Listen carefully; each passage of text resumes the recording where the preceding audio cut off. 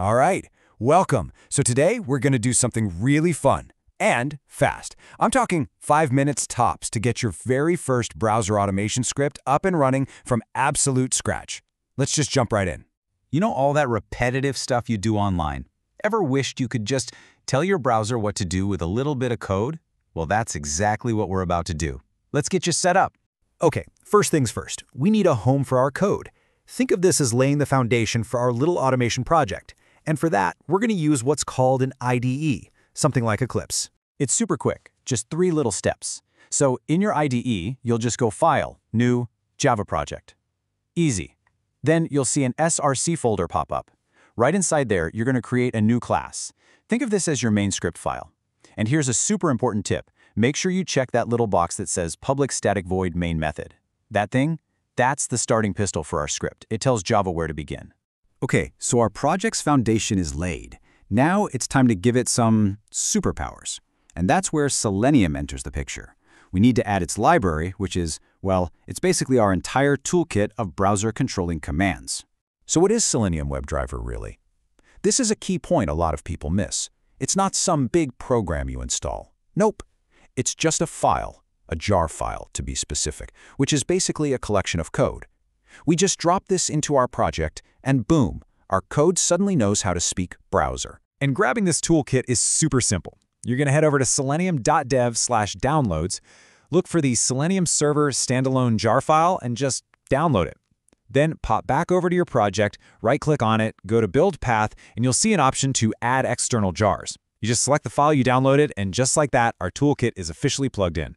Okay, we're all set up. We've got our project, we've got our Selenium toolkit locked and loaded. It's time. Let's write our very first command for the browser. But let's see what happens. I mean, look at this code. It's so clean, right? Line 1 is basically saying, hey, computer, make me a new Chrome browser window. And line 2 says, okay, with that window, go to google.com. It seems so logical. It feels like this has to work, no problem. So here's the moment of truth. What do you think is going to happen when we hit run? And boom, an error. Now don't panic. This is the exact spot where pretty much everyone gets stuck the first time. You get this big, ugly red text, illegal statement. The path to the driver executable must be set. What does that even mean? Listen, this is totally normal. In fact, it's expected, and it's actually about to teach us something really important about how all this works. So, what went wrong? Why the error? It feels like our code is missing something, right? A piece of the puzzle is just not there. Let's actually look at how the communication is supposed to flow. Okay, so think of it like a chain of command. Our code talks to the Selenium library. That's step 1. And the library understands the generic idea like open this website. But then there's this big question mark. There's a gap. How does that generic command become a specific instruction that Chrome on your specific computer actually understands? And that's where this concept comes in, the browser driver. Think of it as an expert translator. It's this small, separate program whose only job is to bridge that gap. Our Selenium library gives a command in its generic language, and the driver takes that command and translates it into the exact language that Chrome or Firefox or whatever speaks. It's the missing bridge. So the fix is actually simple. We just need to download this translator and then tell our code where to find it. Let's close the loop. All right, so we're heading back to that same selenium.dev downloads page. But this time, scroll down a bit farther until you see a section called Browsers. You'll see links for Chrome, Firefox, all of them. Now listen up, this is the most important part.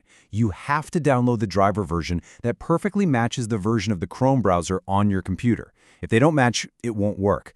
Once you've got it, just unzip the file and put that little .exe somewhere safe, somewhere you'll remember.